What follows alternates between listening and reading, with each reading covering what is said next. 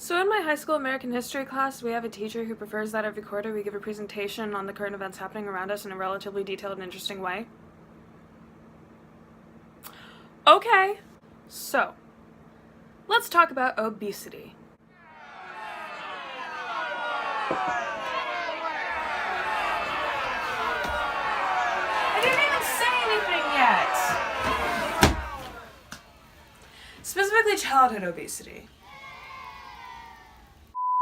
If we look at the amount of obese kids in America, we see that kids today weigh 11 to 13 pounds heavier than kids their age did 2 decades ago. What's worse is that today's kids are the first generation expected to die before their parents. But why?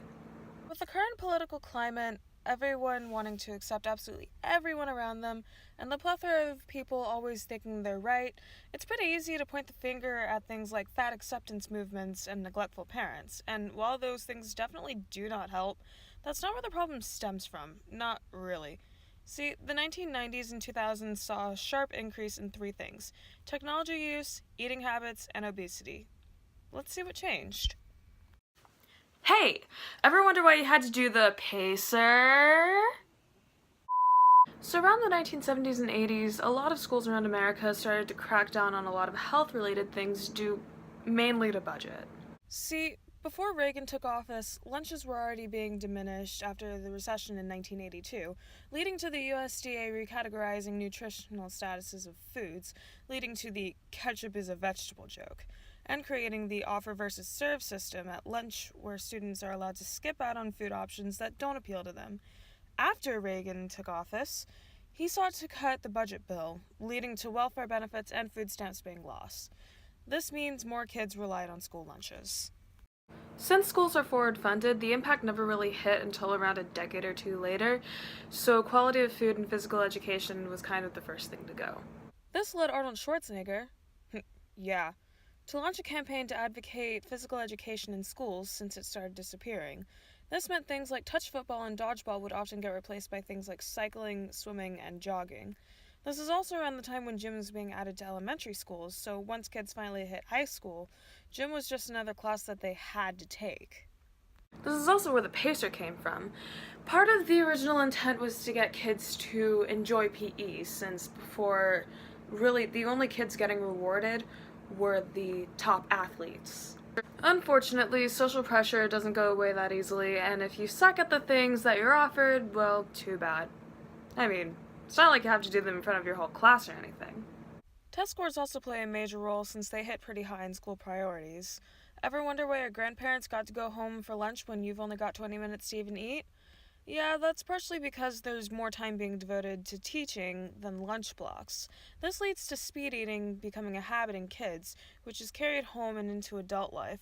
So kids end up eating more throughout the day because they never learn to take the time to chew their food properly.